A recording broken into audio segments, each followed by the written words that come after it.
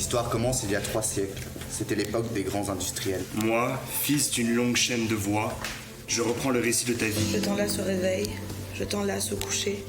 Du lendemain à la veille, je m'invite à dîner. D'autres arriveront pour me remplacer et essaieront, comme moi, comme nous. Je reprends le récit de ta vie et je chante ton héroïsme. Je te mets sur une île, sans amis, sans nombril. Des intentions Elle était la grande sœur d'une fratrie de 4 ans. Il y avait Du lendemain à la veille, je m'invite à dîner avec mes amis. Colère. Et tu es le seul berger qui en ce temps-là s'appelait Samsung.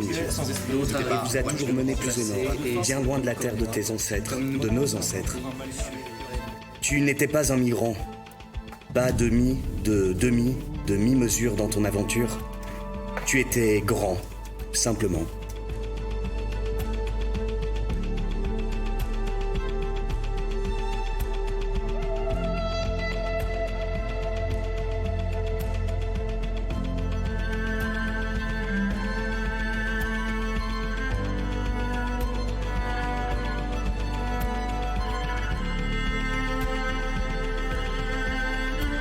Annoncer la couleur a pour objectif de faire du lien entre l'art et la citoyenneté mondiale pour travailler sur la thématique des inégalités et voir comment on peut mélanger de l'information et en faire un spectacle. Vous n'avez jamais dû aider vos parents avec les factures. Jamais. Si tu l'as jamais fait, si tu l'as déjà fait, Vous n'avez pas dû faire la demande d'une bourse pour accéder à l'enseignement supérieur. Vous ne vous êtes jamais posé la question d'où allait venir votre prochain repas. Alors, tu n'as jamais eu de problème de discrimination à cause de tes origines. Tu peux étudier la profession de ton choix. On est artiste. Je voulais faire dentiste, merde. Tu peux t'acheter des médicaments quand tu es malade. Maintenant, je vais vous demander d'un peu regarder autour de vous, où vous êtes. C'est important de prendre conscience qu'on a des privilèges ou qu'on n'en a pas, mais que ce n'est pas spécial. Enfin, ça n'a rien à voir avec ce qu'on a fait ou les décisions qu'on prend dans la vie. C'est juste la situation qui est comme ça, et à un moment, il faut juste se rendre compte des inégalités qui existent. L'objectif de cette journée, c'est d'arriver à montrer qu'il est possible d'allier éducation et citoyenneté mondiale avec tout ce qui est éducation à l'art, et que en fait, l'art est non seulement une fin en soi, mais le message qui véhicule est super important. Ils ont accès à des publics entiers pour les faire réfléchir et donc pour initier en tout cas des réflexions plus globales sur la société. Et donc ici, on essaye de les armer au niveau du contenu pour qu'ensuite ils puissent rentrer dans un processus créatif.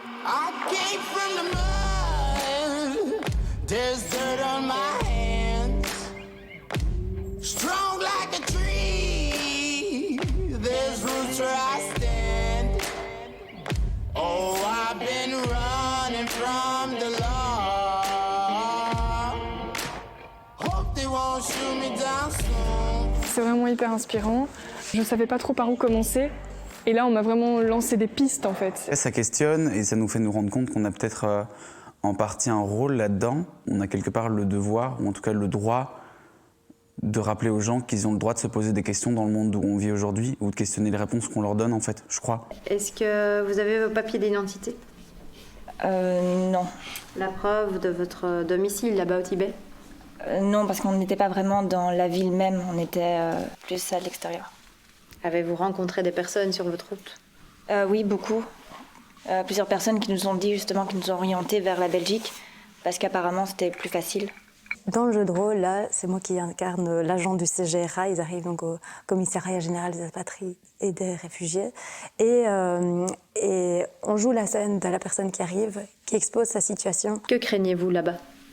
Eh bien, il y a d'abord, on nous empêche de réellement travailler. Et donc c'est un peu compliqué pour rapporter l'argent. Et après que ma sœur se soit fait agresser, mes enfants ne pouvaient plus aller à l'école. C'était beaucoup plus compliqué de vendre le tissu. Bien. Je vous reconvoquerai dans quelques mois pour une deuxième interview. Ok.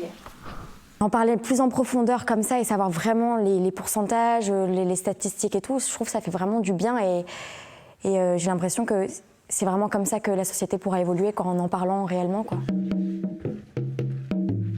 faut que le pouvoir change de main. Il faut explorer des signes de domination et de soumission. Mais il faut jouer tout en faisant l'exercice avec cette notion de « je suis plus fort ». Qu'est-ce que ça fait dans le corps? Comment ça transforme le corps? Je leur ai demandé d'abord de bouger, danser, et à partir de l'instant où on fait ça ensemble, on peut aborder des sujets qui sont peut-être un peu plus épineux, un peu plus difficiles, et peut-être en parler librement. C'est vraiment ça l'objectif derrière cette démarche. Mais sinon, c'est aussi de s'amuser et d'avoir un autre outil pour aborder des questions un peu difficiles.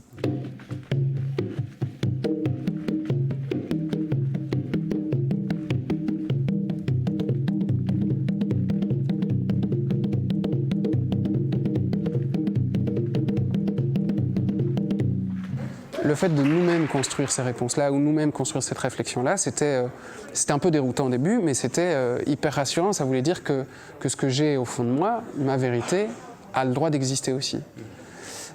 Et donc ça, moi, ça a été très fort. Et puis après, de pouvoir le mettre en scène par la danse, par le geste, ben, c'était une façon d'exprimer quelque chose qu'on n'arrive peut-être pas encore à dire avec des mots. Et donc avoir cet outil-là, c'était assez libérateur. En général, on fait appel à nous parce que ce sont des thématiques compliquées à aborder, qui paraissent souvent inaccessibles, même pour des enseignants ou des formateurs. Et que ici, Annoncer la couleur, on est spécialisé dans justement le fait d'aborder ces thématiques d'une manière aussi pédagogique. Je pense que ce genre d'outil, ça permet d'avoir une piste un peu concrète par le corps qui peut aider les enfants, les ados et même des adultes, même comme nous, pour aborder une thématique, ou en tout cas lâcher, d'avoir un point de vue réflexif et un point de vue plus physique et pratique pour amener des réflexions et juste questionner la chose. Le but n'est pas d'être prosélytique et de forcer des choses, mais au moins de questionner ces rapports-là. Donc oui, je pense que c'est un bon moyen de traverser cette métière.